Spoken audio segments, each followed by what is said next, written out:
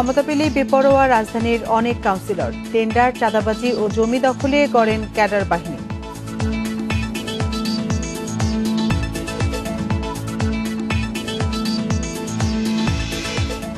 রাজধানীর কল্যাণপুর নতুন বাজার বস্তিতে আগুনে 2 জন দগ্ধ, ফায়ার সার্ভিসের 3 সদস্যের তদন্ত কমিটি গঠন।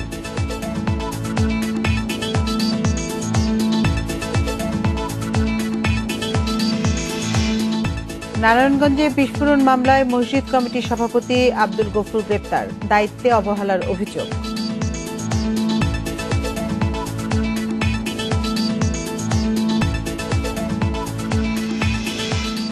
ইউরোপের সঙ্গে বিমান চলাচল এখনই বন্ধ হচ্ছে না। বিশ্বে করোনার দ্বিতীয় দফা সংক্রমণ নিয়ে সতর্ক বাংলাদেশ।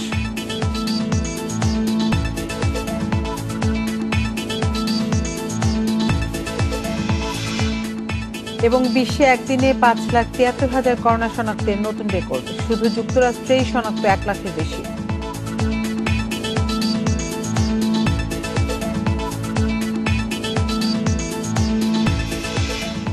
স্বাগত 1 ঘন্টা বিরতিহীন ইন্ডিপেন্ডেন্ট সংবাদে। আপনাদের সাথে আছি আমি আতিফা আঞ্জুমান এবং আমি শাফাত বিন ফরিদ। শুনছিলেন প্রধান শিরোনামগুলো, যাচ্ছি মূল খবরে।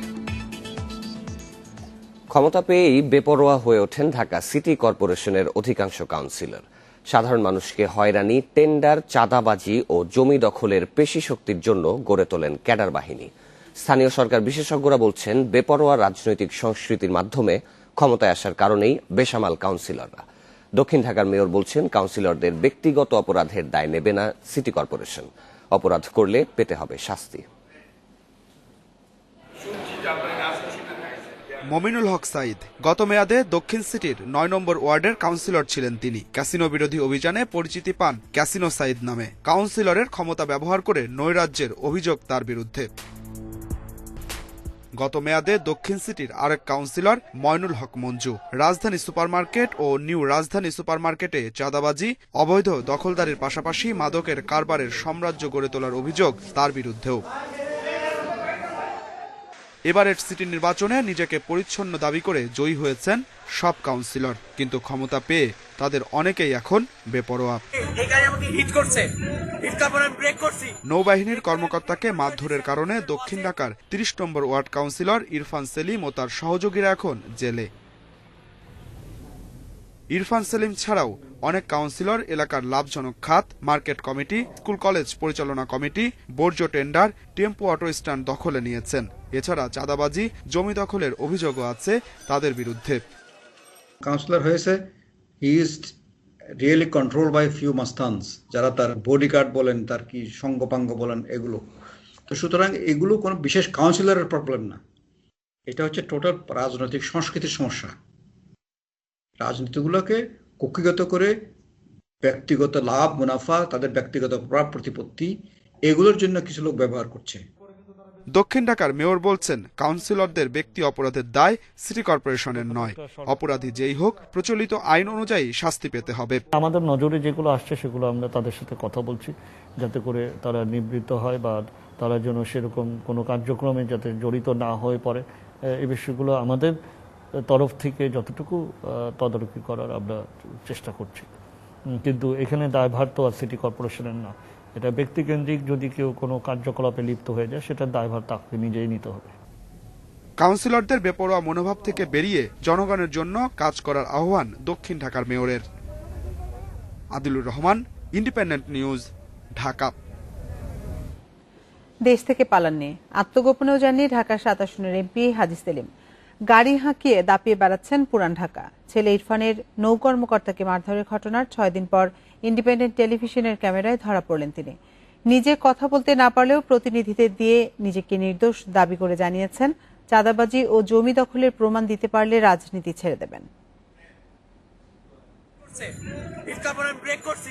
রাজধানীর ধানমন্ডিতে 25 অক্টোবর রাতে নৌ কর্মকর্তাকে মারধর করেন হাজী সেলিমের ছেলে ইরফান সেলিম। এরপর থেকেই দেখা মিলছিল না এমপি হাজী সেলিমের। পরদিন পুরান ঢাকার বাসায় অভিযান চালিয়ে ইরফানকে গ্রেফতারের সময়ও খোঁজ মেলেনি তার। এরপর জমি দখল, চাঁদাবাজি, তুচ্ছ বিষয়ে এলাকাবাসীকে মারধর সহ নানা অভিযোগ একে একে সামনে আসতে থাকে তার বিরুদ্ধে।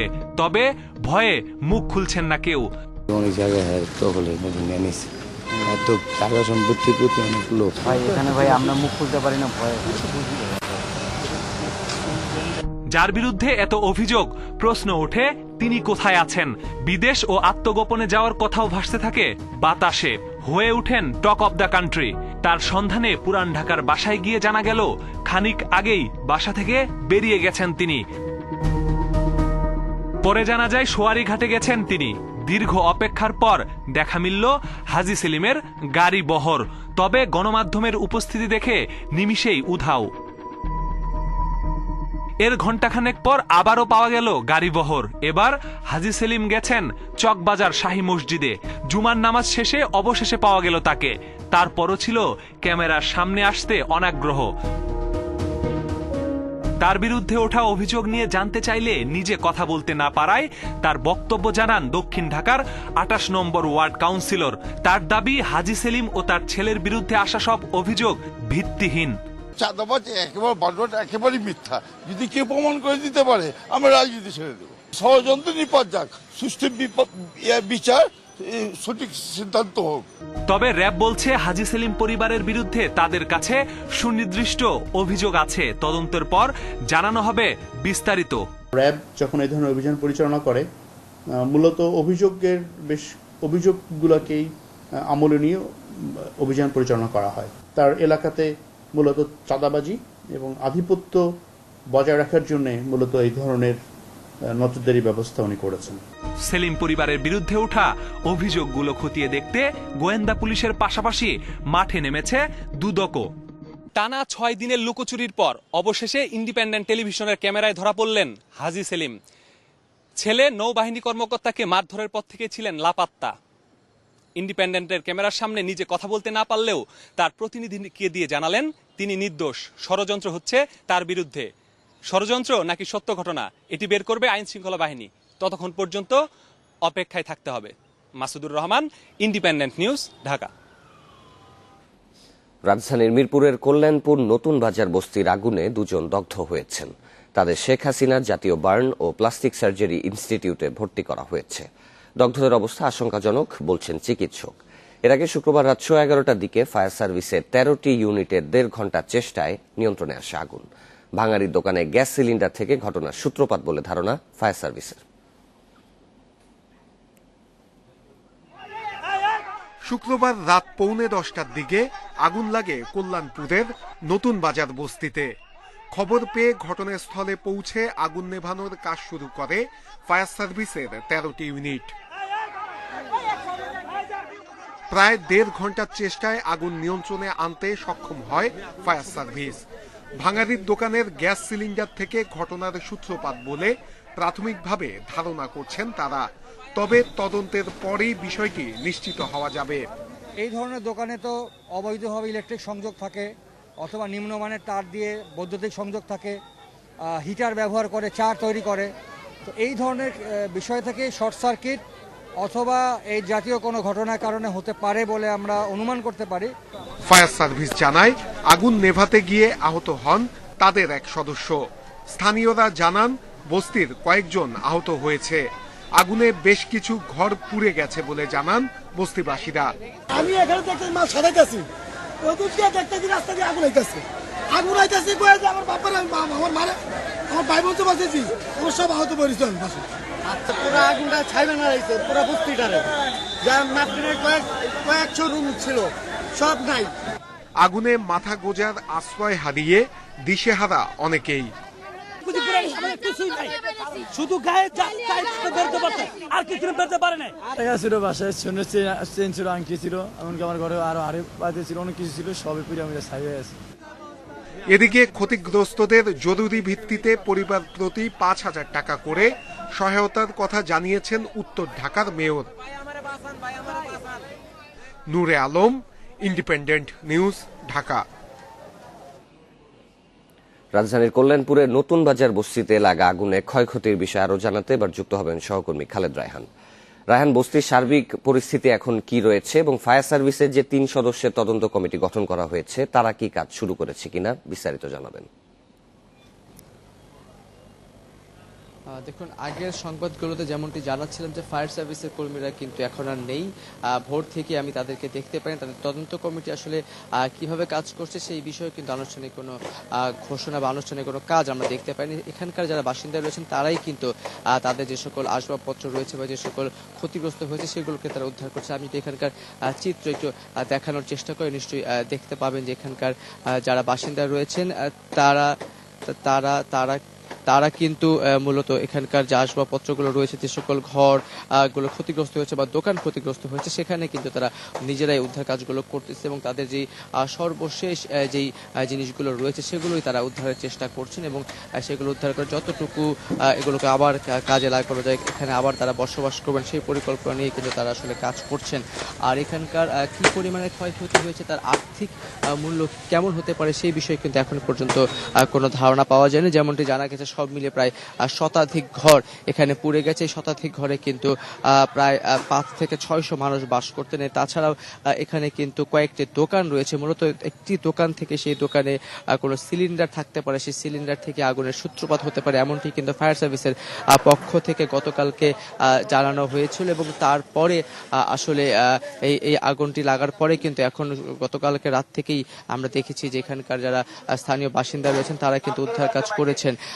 এখান থেকে যদি স্থানীয় কাউন্সিলর যিনি রয়েছেন তাকে কিন্তু দায়িত্ব বা নির্দেশ দেওয়া হয়েছিল, উত্তর ঢাকার যিনি মেয়র রয়েছেন তিনি কিন্তু নির্দেশনা দিয়েছিলেন যাতে উনি যাতে সার্বিক তত্ত্বাবধান করেন। তার ধারাবাহিকতায় আমরা দেখতে পাচ্ছি যে এখানে কিন্তু এই সিটি কর্পোরেশনের পক্ষ থেকে খাবারের ব্যবস্থা করা হচ্ছে এবং বিভিন্ন ব্যবস্থাপনা করার চেষ্টা করা হচ্ছে। তো সব মিলিয়ে কিন্তু আগুন যেটি লেগেছে এবং আগুনের যে পরিমাণে ক্ষয়ক্ষতি হয়েছে সেটি নিরূপণ এবং আগুন লাগার মূল কারণকে সেটি নিরূপণ করতে হয়তো কিছুটা সময় লাগবে। তবে তদন্ত কমিটি যে তদন্ত প্রতিবেদন দেওয়ার পর হয়তো আসল কারণ জানা যাবে। আমরা এর আগে যে কারণ আগুনগুলো দেখেছি সেখানে আমরা দেখেছিলাম যে নিম্নমানের বৈদ্যুতিক তার, অবৈধ সংযোগ, এগুলোর কারণে মূলত আগুনগুলো লেগে থাকে। কিন্তু তারপরেও ঢাকা শহরে যে কয়েকটি বস্তি রয়েছে সেই বস্তিগুলোতে কিন্তু শেষ পর্যন্ত সংশ্লিষ্ট কর্তৃপক্ষ যারা আছেন তাদের কিন্তু উদাসীনতা বারবার দেখতে পাওয়া যায় এবং তার ফলেই কিন্তু এই যে আগুন লাগার ঘটনাগুলো বারবার ঘটতে থাকে। রাজধানীর কল্যাণপুরের নতুন বাজারের অগ্নিকাণ্ডের ঘটনা সর্বশেষ জানাচ্ছিলেন সহকর্মী খালেদ রায়হান। নারায়ণগঞ্জের ফতুল্লায় মসজিদে বিস্ফোরণ মামলায় দায়িত্বে অবহেলার অভিযোগে মসজিদ কমিটির সভাপতি আব্দুল গফুরকে গ্রেপ্তার করেছে সিআইডি। শুক্রবার রাত 11:30টায় পশ্চিম তল্লা এলাকায় তার নিজ বাড়ির সামনে রেললাইন এলাকা থেকে তাকে গ্রেপ্তার করা হয়। নারায়ণগঞ্জ সিআইডি পুলিশের এসপি নাসিরউদ্দিন জানান, মসজিদে বিস্ফোরণে পুলিশের মামলায় শুক্রবার রাত 11টায় সিআইডির একটি টিম আব্দুল গফুরকে গ্রেপ্তার করে। এর আগে তিতাসের 8 কর্মকর্তা, ডিপিডিসির বরখাস্ত হওয়া একজন মিটার রিডার, 2 জন ইলেকট্রিক মিস্ত্রি সহ 11 জনকে গ্রেপ্তার করে সিআইডি। তারা সবাই জামিনে রয়েছেন। গত 4 সেপ্টেম্বর মসজিদে বিস্ফোরণের ঘটনায় 37 জন দগ্ধ হন। তাদের মধ্যে এ পর্যন্ত মারা গেছেন 34 জন।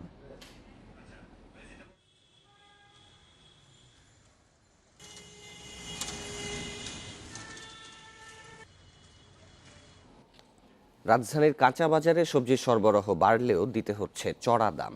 তবে বিক্রেতারা বলছেন শীতের সবজির সরবরাহ বাড়লে দাম কিছুটা কমতে পারে। এদিকে সরকার নির্ধারিত দামে এখনো বিক্রি হচ্ছে না আলু, পেঁয়াজ। এ বিষয়ে আরো জানাতে এবার কারওয়ান বাজার থেকে যুক্ত হবেন সহকর্মী শাহিদ আহমেদ। শাহিদ, আজকে বাজারে সবজির এবং অন্যান্য নিত্য প্রয়োজনীয় পণ্যের সরবরাহ কেমন, সে অনুযায়ী দাম কি কমানো হয়েছে কিনা এবং তদারকি হচ্ছে কিনা এই বিষয়ে জানাবেন।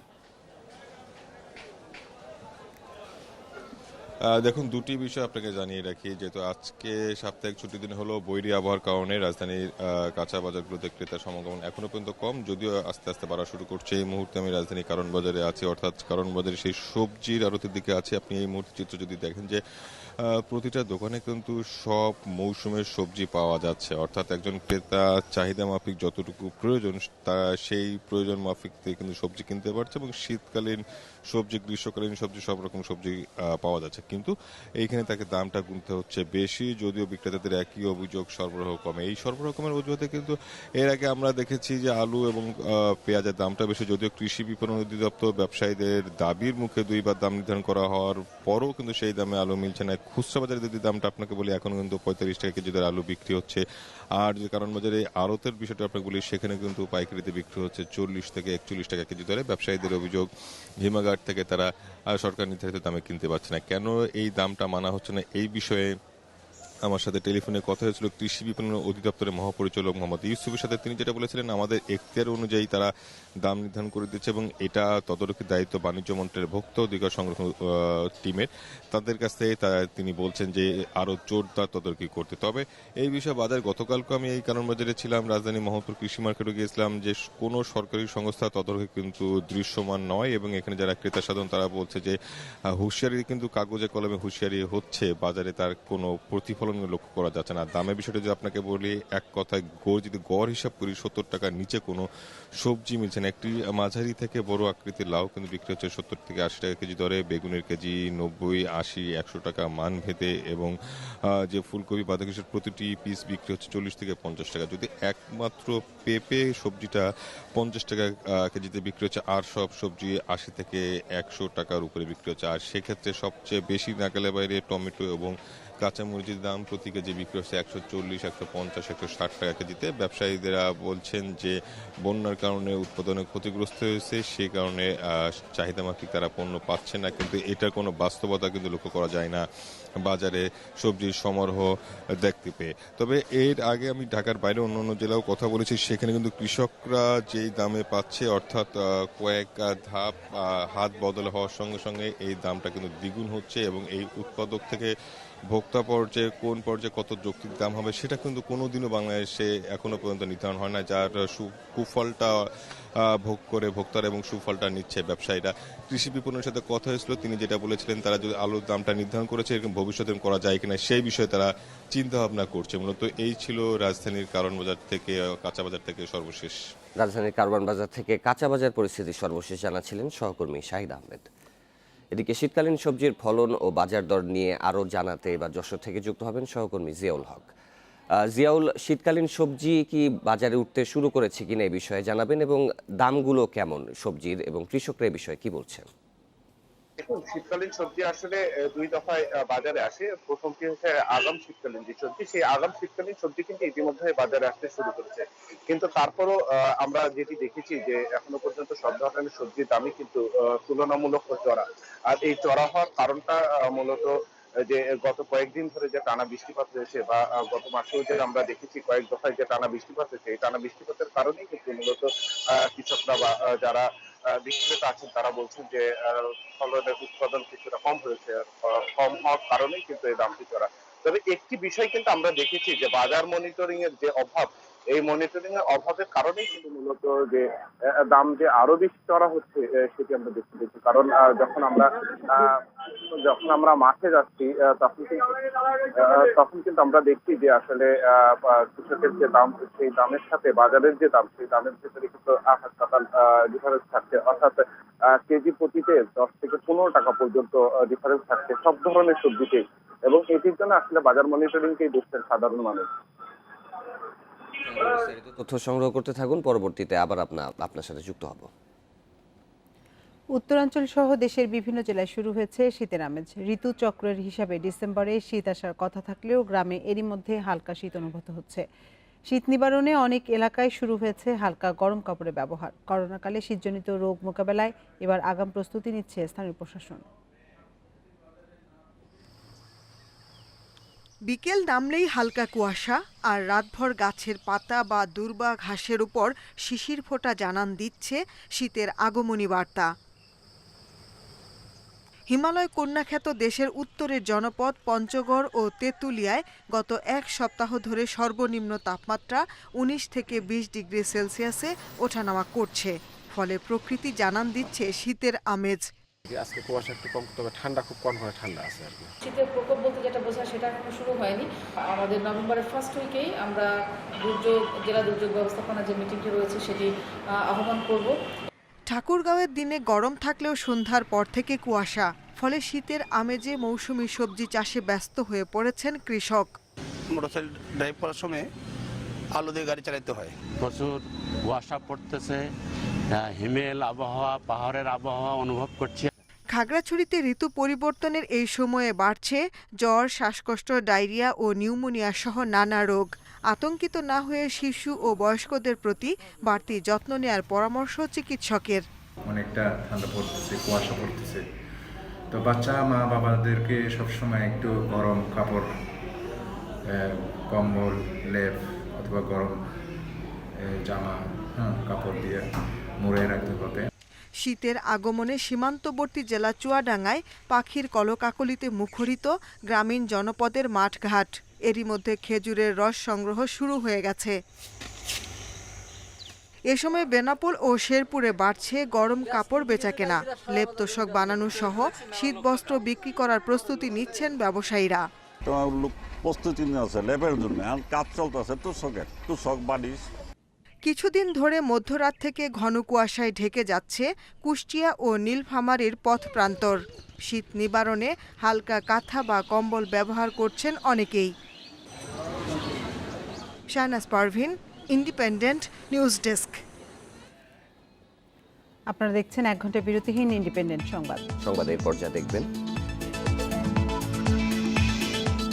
আবহাওয়া অনুকূলে থাকলে আজ বসবে পদ্মা সেতুর 35তম স্প্যান, দৃশ্যমান হবে 5250 মিটার।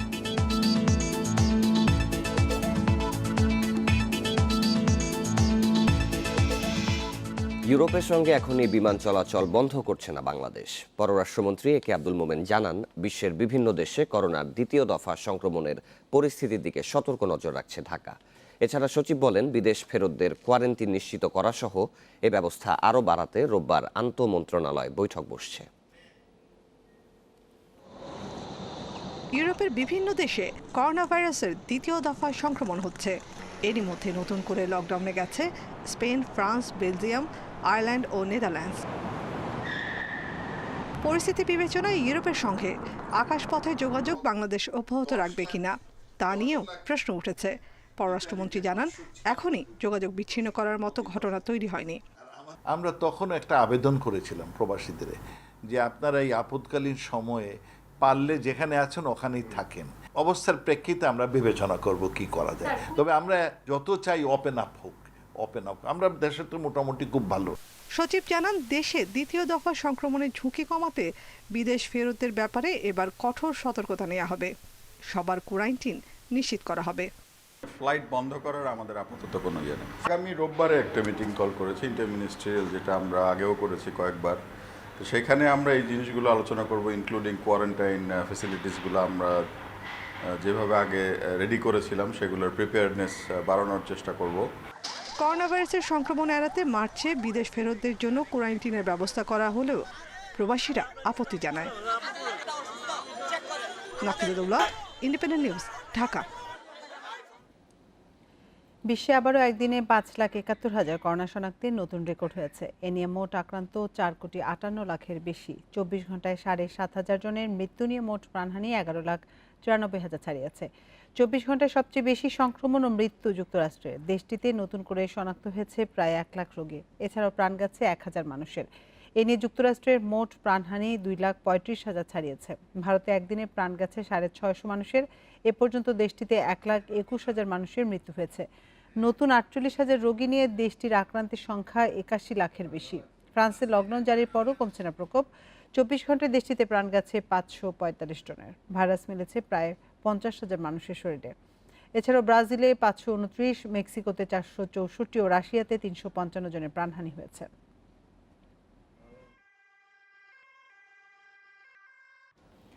আবহাওয়া অনুকূলে থাকলে আজ বসবে পদ্মা সেতুর 35তম স্প্যান। এর আগে নাব্য সংকটের জেরে শুক্রবার স্প্যানটি বসানোর কথা থাকলেও তা সম্ভব হয়নি। সেতু সংশ্লিষ্টরা জানান, শুক্রবার স্প্যান বসানোর কথা থাকলেও নির্ধারিত পিলারের কাছে নাব্য সংকটের কারণে তা সম্ভব হয়নি। পরে নির্দিষ্ট পিলারের কাছে প্রয়োজনীয় গভীরতা নিশ্চিতে ড্রেজিং করা হয়। মুন্সিগঞ্জের মাওয়া প্রান্তের 8 ও 9 নম্বর পিলারের ওপর বসানো হবে স্প্যানটি। এতে দৃশ্যমান হবে সেতুর 5,250 মিটার। 34তম স্প্যান বসানোর 7 দিনের পর বসতে যাচ্ছে স্প্যানটি। চলতি মাসে এর আগে 3টি স্প্যান বসানো হয়েছে।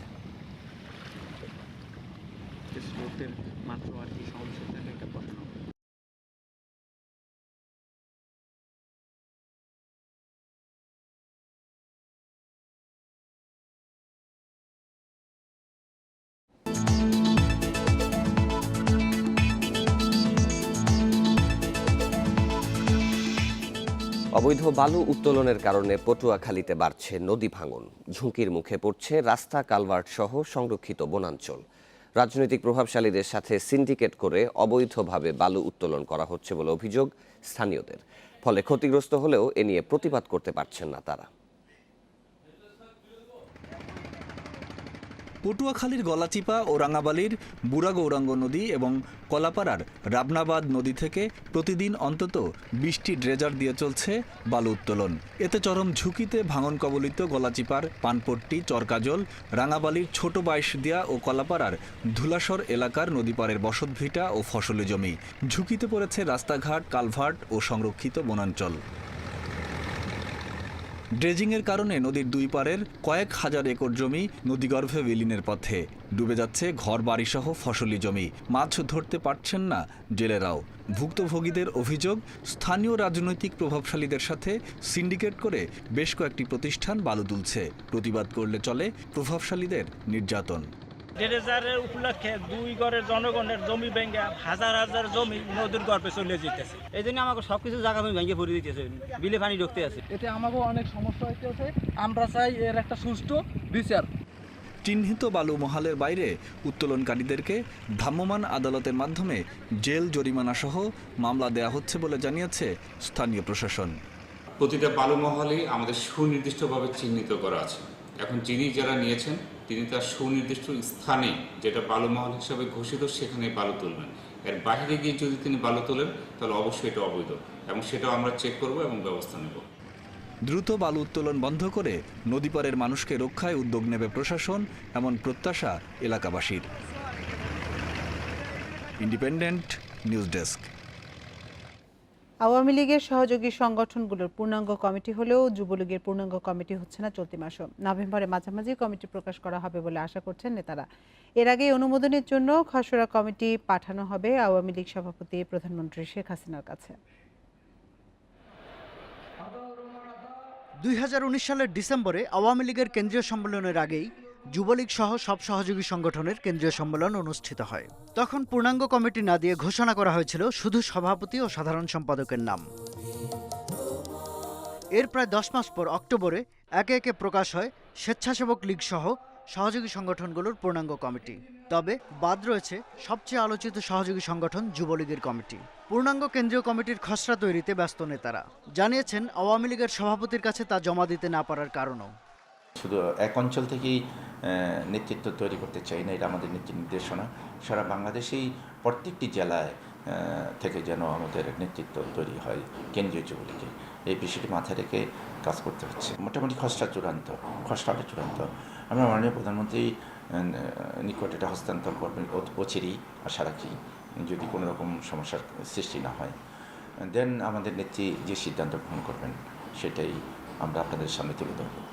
পাশাপাশি যত দ্রুত সম্ভব পূর্ণাঙ্গ কমিটি দেওয়া হবে বলে জানিয়েছেন সংগঠনটির এই সাবেক সাধারণ সম্পাদক। যুবলীগের একটু সমন্বয়ের চাইতে একটু বেশি লাগে, এটি স্বাভাবিক। যুবলীগের উপরে একটা বড় একটা ধাক্কা গেছে, যেহেতু একসঙ্গে 5-6টা সহযোগী সংগঠনের সম্মেলন হয়েছে। সবগুলো সহযোগী সংগঠনের কমিটি ইতিমধ্যেই অনুমোদন দিয়েছে এবং তারা সেই পূর্ণাঙ্গ কমিটি নিয়ে অলরেডি কাজে নেমে পড়েছে। অতএব যুবলীগের এই কমিটিও এই অল্প সময়ের মধ্যে, আগামী মাস তো বললেন, অনেক পুরা মাস, অনেক লম্বা সময়, আমার মনে হয় এর আগেই এটা কমিটি চূড়ান্ত হয়ে যাবে। অতীতের তিক্ত অভিজ্ঞতা বিবেচনায় রেখে এবারের কমিটিতে বিতর্ক তৈরি করতে পারে এমন কোনো ব্যক্তিকে জায়গা দেওয়া হবে না বলেও জানিয়েছেন সংশ্লিষ্টরা। শাহাদাত স্বপন, ইন্ডিপেন্ডেন্ট নিউজ, ঢাকা।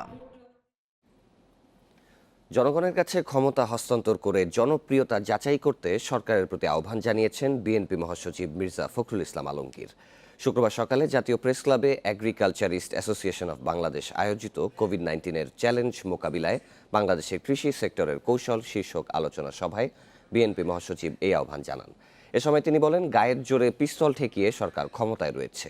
তিনি বলেন, বিএনপি নিয়ে আওয়ামী লীগের সাধারণ সম্পাদক ওবায়দুল কাদেরের প্রতিদিনের বক্তব্যই প্রমাণ করে বিএনপি অনেক শক্তিশালী একটি রাজনৈতিক দল।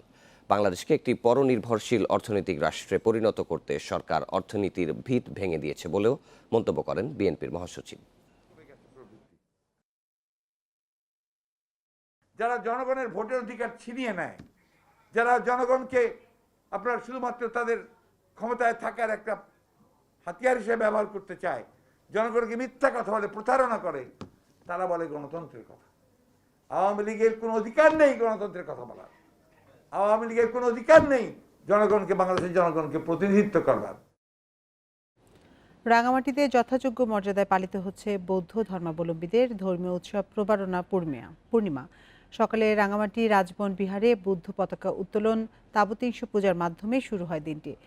এ বিষয়ে বিস্তারিত জানাতে রাঙামাটি থেকে আমাদের সাথে সরাসরি যুক্ত হচ্ছেন সহকর্মী হিমেল চাকমা। হিমেল, প্রবারণা পূর্ণিমার এই দিনে সারাদিনে আজকে কি কি আয়োজন রয়েছে সেখানে, আর সেখানকার জমায়েতে স্বাস্থ্যবিধি কতটা মানা হচ্ছে? জি, আসলে আমি যদি প্রবারণা পূর্ণিমার তাৎপর্যটা যদি আমি একটু বলি, এটা বলার আগে সেটা হচ্ছে যে মূলত বিগত আষাঢ়ী পূর্ণিমার তিথিতে যে বৌদ্ধ ভিক্ষু রয়েছে তারা মূলত বর্ষাবাস তারা গ্রহণ করেন এবং তারা 3 মাস তারা একটি বিহারে অবস্থান করে তারা ধর্মচর্চা করেন। তো সেটি মূলত আজকে প্রবারণা পূর্ণিমার মাধ্যমে সেটি শেষ হয়, তা বর্ষবাস শেষ হয়, অর্থাৎ আজকে হচ্ছে প্রবারণা পূর্ণিমা। তো আমি সকালে রাঙামাটি রাজবন বিহারে এসেছি। আমি রাজবন বিহারে যে মাঠে সেটা আমি দক্ষিণ প্রান্তে অবস্থান করছি। তো সকালে এখানে মাধ্যমে শুরু হয়। বর্তমানে সেটা হচ্ছে কিছুক্ষণ আগে পঞ্চশীল গ্রহণ শেষ হয়েছে। তো বর্তমানে ধর্মসভার জন্য প্রস্তুতি হচ্ছে এবং বুদ্ধ ভিক্ষুরা তারা সূত্রপাত করছে। তো আপনি একটা বিষয় জানিয়ে রাখি যে বিগত যে করোনা ভাইরাসের কারণে বিগত 7-8 মাস কিন্তু রাঙামাটি রাজবন বিহারে কিন্তু কোনো ধর্ম অনুষ্ঠান ছিল না।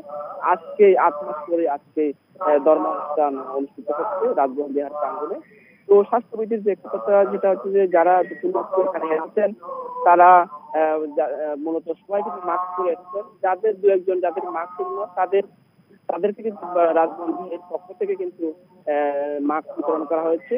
তো এখানে প্রায় রাঙামাটি থেকে প্রবারণা পূর্ণিমা উদযাপনে সবশেষ তথ্য জানাচ্ছিলেন সহকর্মী হিমেল চাকমা। লক্ষ্মীপুরে সম্পত্তি লিখে নিতে না পেরে ধর্ষণ চেষ্টার মিথ্যা মামলা দায়েরের অভিযোগ উঠেছে এক গৃহবধূর বিরুদ্ধে। এতে 10 দিন ধরে জেলে অভিযুক্ত মিরাজ। এদিকে মিথ্যা মামলা দাবি করে সুষ্ঠু তদন্ত চেয়ে কয়েক দফা বিক্ষোভ ও মানববন্ধন করেছে এলাকাবাসী। সদর উপজেলার চরমণ্ডল এলাকার মিরাজ হোসেন ও শাহজাহান দীর্ঘদিন আবুধাবিতে কর্মরত। 1.5 মাস আগে চিকিৎসার জন্য দেশে আসেন মিরাজ। এর মধ্যে তার নামে দায়ের হয় ধর্ষণ মামলা। বাদী মিরাজের ভাই শাহজাহানের স্ত্রী। স্বজনদের অভিযোগ 4 লাখ টাকা ও 4 শতক জমি লিখে দেওয়ার জন্য চাপ দেন ওই গৃহবধূ। রাজি না হওয়ায় 20 অক্টোবর রাতে ভাসুর মিরাজের বিরুদ্ধে ধর্ষণ চেষ্টার মামলা দায়ের করেন সদর থানায়। পরদিনই গ্রেপ্তার হন মিরাজ। এর বিরুদ্ধে দফায় দফায় বিক্ষোভ মানববন্ধন করে এলাকাবাসী।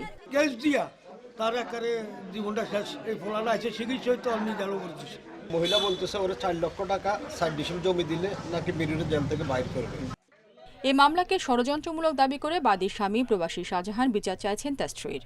এটা একবারে সাধারণ, আমি কখনো বিশ্বাস করি না যে এটার লাগে আমারও শালা দায়, আমার শ্বশুর বাড়ির সবাই দায়। ঘটনা তদন্ত করে ব্যবস্থা নেওয়ার আশ্বাস পুলিশের। মামলা তদন্ত চলছে। আর যে বিষয়টা এলাকাবাসী বলছে যে ঘটনার পেছনে হয়তো অন্য কোনো কারণ থাকতে পারে, এখানে হয়তো টাকা পয়সা বা জমি জমার আদান প্রদান বিষয়ে যদি কোনো সত্যতা থেকে থাকে তাহলে সেই বিষয়টা আমরা খতিয়ে দেখব। মামলা দায়েরের জেরে গত 21 অক্টোবর থেকে হাজতে অভিযুক্ত মিরাজ। Independent news desk. মহানবী হযরত মুহাম্মদ সাল্লাল্লাহু আলাইহি সাল্লামকে অবমাননার প্রতিবাদে ঢাকায় ফ্রান্সের দূতাবাস বন্ধের দাবি জানিয়েছে কয়েকটি ইসলামী সংগঠন।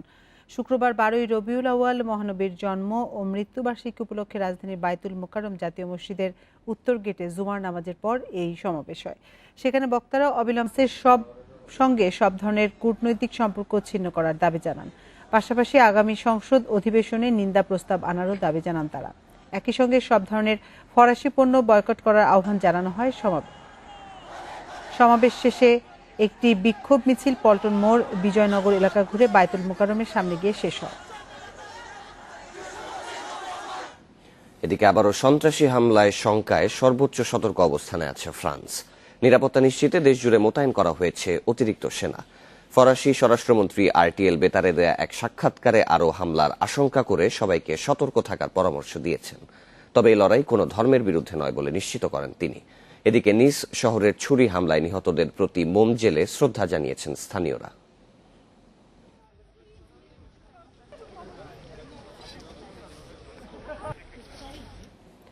করোনার কারণে এবার মার্কিন প্রেসিডেন্ট নির্বাচনে বেড়েছে ডাকযোগে ভোটের হার। এরই মধ্যে আগাম ভোট দিয়েছেন 8 কোটির বেশি ভোটার। আর এজন্য ডাকযোগে পাওয়া ভোট নিয়ে আইনি লড়াইয়ের বিষয়টিকে এগিয়ে রাখছেন বিশেষজ্ঞরা। নির্বাচন পর্যবেক্ষকরা বাড়তি মনোযোগ দিচ্ছেন সুপ্রিম কোর্টের দিকে।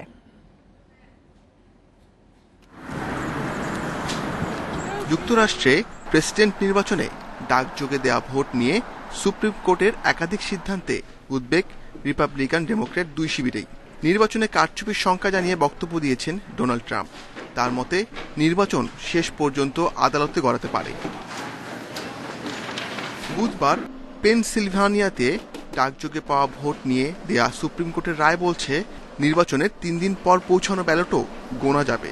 নর্থ ক্যারোলাইনায় নির্বাচনের 9 দিন পর পৌঁছানো ভোটও গণনার পক্ষে সর্বোচ্চ আদালত।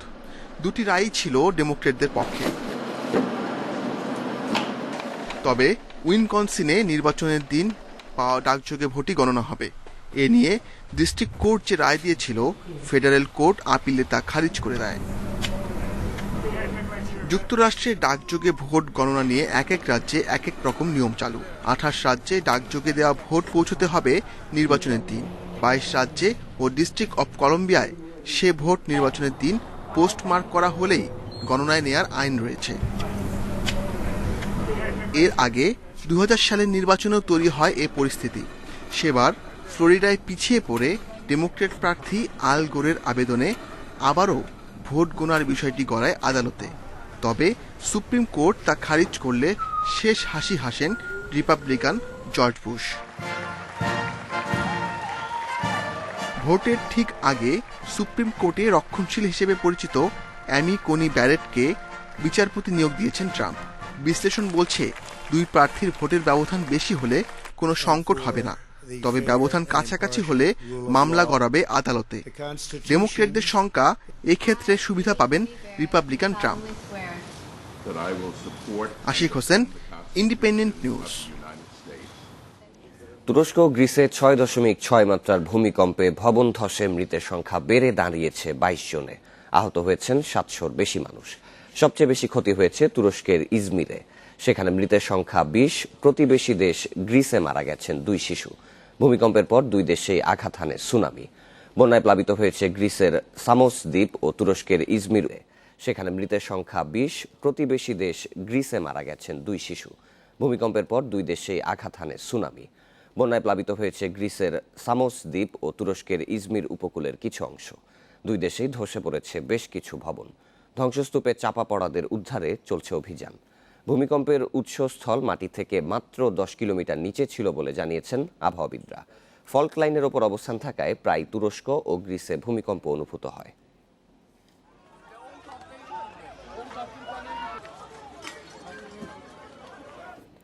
বাফুফে নির্বাচনের সহ সভাপতি পদে পুনর্নির্বাচন আজ লড়বেন মূল নির্বাচনে সমান 65 ভোট পাওয়া মহিউদ্দিন মহি ও তাবিথ আওয়াল। জয়ের ব্যাপারে আশাবাদী দুই প্রার্থীর রাজনৈতিক পরিচয়ের প্রভাব নির্বাচনে পড়বে না বলছেন তারা।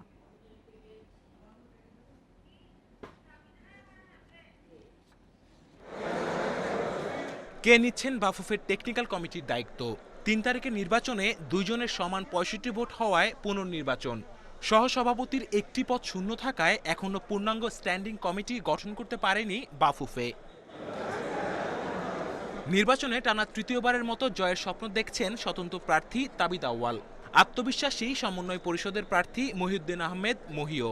ভোটাররাই ফাইনালি সিদ্ধান্ত দিবেন। ভোট দেওয়ার ক্ষেত্রে লেভেল প্লেইং ফিল্ড আছে। আমি সম্পূর্ণভাবে প্রস্তুত।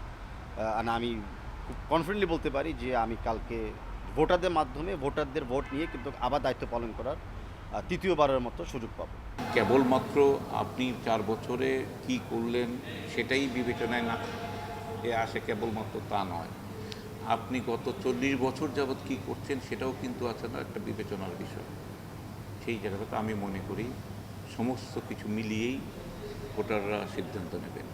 পুনর্নির্বাচনে শতভাগ ভোটার না আসার আশঙ্কা প্রধান নির্বাচন কমিশনার মেজবাউদ্দিন আহমেদের। এর আগে নির্বাচনগুলোর তুলনায় এবারের নির্বাচন অনেকটা নিরুত্তাপ বলছেন তিনি। কোনো প্রার্থী যদি একটার মধ্যে ভোট দিতে না পারেন, যদি হলে উপস্থিত থাকেন, তাহলে একটার পরেও ওনার ভোট নেওয়া হবে, তবে একটার পরে কাউকে আর হলে ঢুকতে দেওয়া হবে না। এখানে তেমন কোনো বাধাবিঘ্ন থাকার কথা না, আমরাও আশা করছি না। তবে সতর্কতামূলক যত পদক্ষেপ সব আমরা নিচ্ছি। আশা করি ভোট সুসম্পন্ন হবে এবং আমরা ১:৩০টার মধ্যে ইনশাআল্লাহ ফলাফল ঘোষণা করে দিতে পারব। শনিবার সকাল 11:30 থেকে দুপুর 1টা পর্যন্ত চলবে ভোট গ্রহণ। মহিউদ্দিন তাবিত লড়াইয়ের মাধ্যমে পর্দা নামবে বহুল আলোচিত 2020 বাফুফে নির্বাচনের। Kamrul Hasnat, independent news, Dhaka. English premier লিগে ক্রিস্টাল প্যালেসকে 2-0 গোলে হারিয়েছে উলভস। দুর্দান্ত জয় টেবিলে 3-এ উঠে এসেছে নুনো সান্তোসের দল। শীর্ষে থাকা এভারটনের সমান 13 পয়েন্ট উলভসের। ঘরের মাঠে শুরু থেকেই আক্রমণাত্মক দ্য ওয়ান্ডারার্স। ডেডলক ভাঙে ম্যাচের 18 মিনিটে। অভিষিক্ত হায়াত ইনুহির গোলে লিড পায় উলভস। দ্বিতীয় গোলের জন্য খুব বেশি সময় অপেক্ষা করতে হয়নি। 9 মিনিট পর স্কোর লাইন 2-0 করেন দানিয়েল পদেন্সি। বিরতির আগে বেশ কয়েকবার আক্রমণ চালিয়েও গোলমুখ খুলতে পারেনি ক্রিস্টাল প্যালেস। এই হারে টেবিলের 9-এ নেমে গেছে দ্য ইগলস।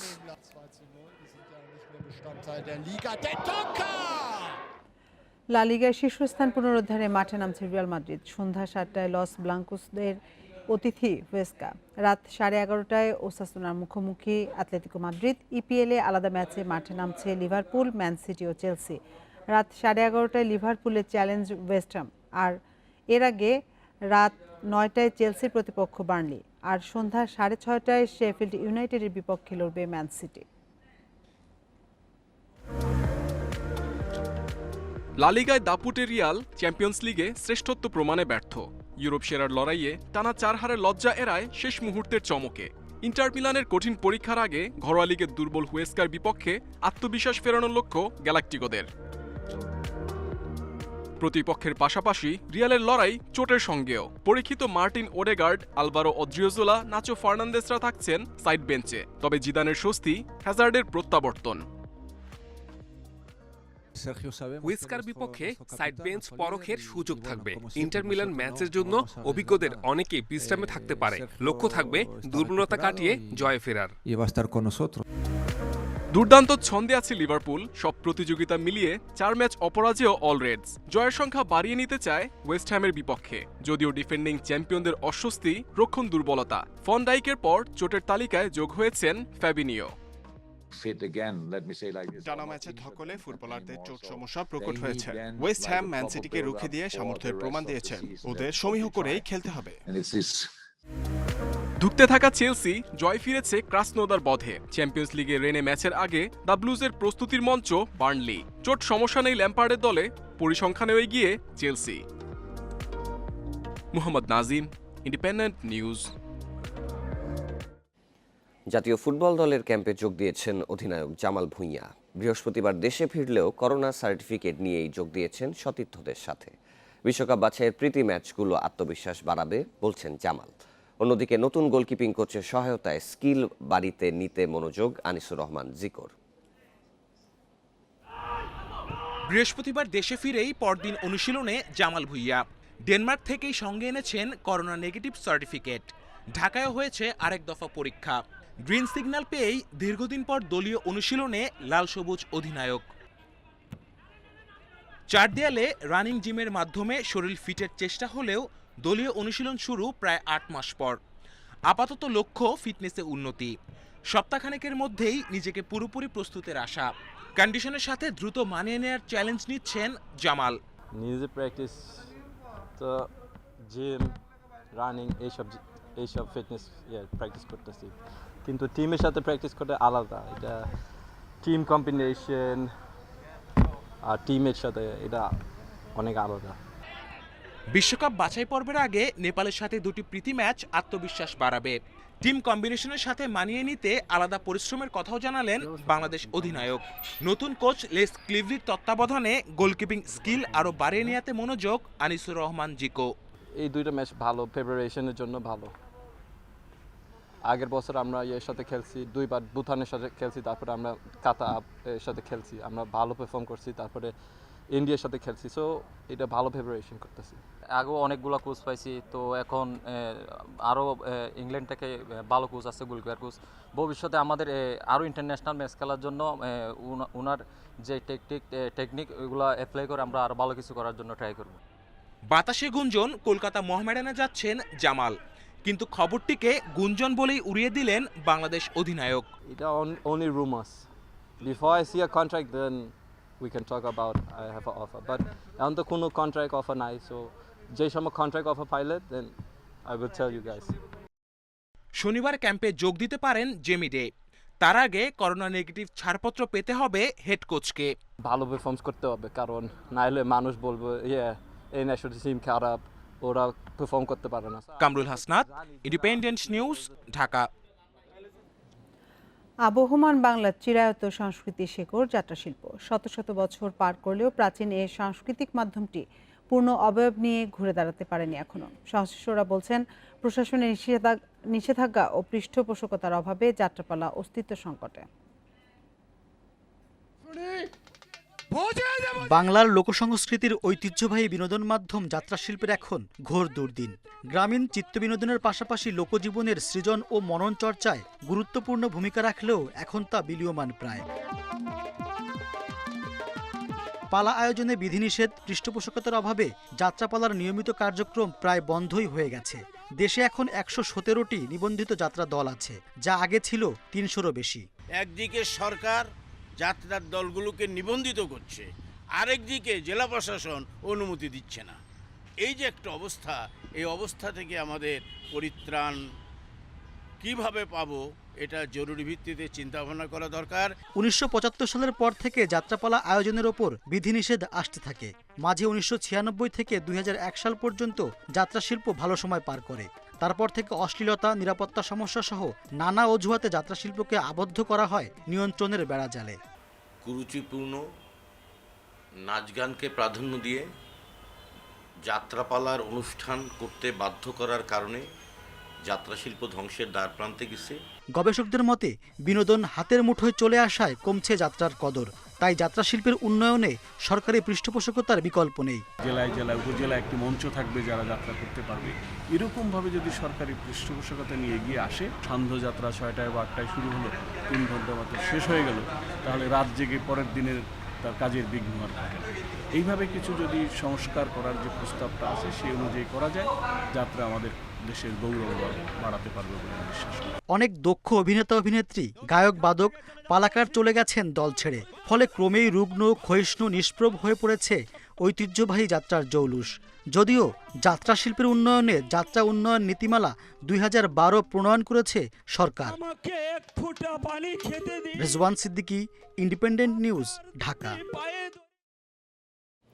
দ্বীপকন্যা নামে পরিচিত স্থানীয়দের কাছে বঙ্গোপসাগরের কোল ঘেঁষে জেগে ওঠা চরটির নাম চর কুকরিমুকরি। নদীপথ ছাড়া যাতায়াতের ব্যবস্থা না থাকায় ভোগান্তিতে পর্যটক ও স্থানীয়রা। তবে পর্যটকদের জন্য এরই মধ্যে আবাসন সংকট দূর করার পাশাপাশি ইকো ট্যুরিজমে গুরুত্ব দিচ্ছে সরকার। এতে করে চরের মানুষের ভাগ্য পরিবর্তনের পাশাপাশি পর্যটন শিল্প এগিয়ে যাবে বলে আশা করছে ট্যুরিজম বোর্ড। মেঘনা ও তেঁতুলিয়া মিলেছে বঙ্গোপসাগরে। এর কুল ঘেঁষেই জেগে ওঠা ছোট্ট দ্বীপ চর কুকরিমুকরি। ছায়া ঘেরা মেঠো পথ, বিশাল ম্যানগ্রোভ বন, দুপাশের সারি সারি গাছের মাঝখান দিয়ে বয়ে চলা আঁকাবাঁকা নদী। ভোলার চর ফ্যাশনের এই দ্বীপ এরই মধ্যে বন্যপ্রাণীর অভয়ারণ্য হিসেবে পরিচিতি লাভ করেছে। পর্যটকদের হাত ধরে আবিষ্কৃত হচ্ছে নতুন নতুন পর্যটন স্পট। এটি তাওরা বিচ নামে এরই মধ্যে আবিষ্কৃত হয়েছে। প্রায় ৩ কিলোমিটার দূরে তাওরা দ্বীপটিও জেগেছে ৩ বছর হলো। বঙ্গোপসাগরের মোহনায় জেগে ওঠা এই দ্বীপে রয়েছে লাল কাঁকড়ার অবাধ বিচরণ। সুন্দরবনের যে একটা ওয়েদার এখানে পাওয়া যাচ্ছে এবং এসে আসার পর দেখা যাচ্ছে যে এই দেখুন আপনি যে আপনার এখানে যে অনাবিল সবুজ সৌন্দর্য এবং আপনার এখানে যে চরণভূমি, এটা দেখে আপনার কিন্তু আসলে আমরা মুগ্ধ। একটা ল্যান্ডিং স্টেশনের দরকার, একটা দোকানপাটের দরকার। হ্যাঁ, যে এখন পানির পিপাসা লাগছে, পানি খেতে পারতেছি। চরাঞ্চলে যাতায়াত ব্যবস্থা, সুপেয় পানি, পর্যাপ্ত স্যানিটেশন ব্যবস্থার অভাবসহ রয়েছে নানা সংকট। দেশি বিদেশি পর্যটকদের আকর্ষণে এসব সংকট দ্রুত দূর করার আহ্বান ট্যুর অপারেটরদের। এখনো অবধি বাংলাদেশ ট্যুরিজম ইন্ডাস্ট্রিতে এই ডেস্টিনেশনগুলো তেমন স্থান নিতে পারেনি। পোস্ট কোভিড কিংবা ডিউরিং কোভিডে বাংলাদেশ ট্যুরিজমটাকে আরও বেশি গুরুত্ব দেওয়ার জন্য বাংলাদেশিদের মধ্যে আমরা এই কুকিমুরকিতে ট্যুর অপারেটররা আগমন। আমরা কি কারণে পরিবেশের ক্ষতি হচ্ছে এই কারণগুলোকে চিহ্নিত করে ওই সমস্ত কাজ থেকে বিরত থাকি। নদী পথ ধরে ৩-৪ কিলোমিটার এগুলেই দেখা মিলবে নারিকেল বাগান দ্বীপটিও, যেখানে নৌকা দিয়ে ভ্রমণ করা সহ সাগরের ঢেউ দেখার সুযোগ মিলবে পর্যটকদের। সুন্দরবনের যে সৌন্দর্য আপনি দেখেছেন যে swamp forest, actually swamp forest এখানেও বিদ্যমান। কিছু অবকাঠামোগত উন্নয়নের পরিকল্পনা আমাদের মাথায় আছে, আর ব্র্যান্ডিং তো ডেফিনেটলি ব্র্যান্ডিংয়ের কাজটি করব। চরের উন্নয়নে এরই মধ্যে নানা উদ্যোগ নিয়েছে সরকার, তবে পর্যটকদের সব ধরনের সুযোগ সুবিধা নিশ্চিতে বেসরকারি খাতকেও এগিয়ে আসার আহ্বান সংশ্লিষ্টদের। Sohel Rana, independent news, Dhaka. আর এই ছিল সকাল ৯টার বিরতিহীন সংবাদ। ইন্ডিপেন্ডেন্ট টেলিভিশনের সব খবর আরও বিস্তারিত জানতে চোখ রাখুন ফেসবুক, ইউটিউব এবং টুইটারে। সাথে থাকার জন্য ধন্যবাদ সবাইকে।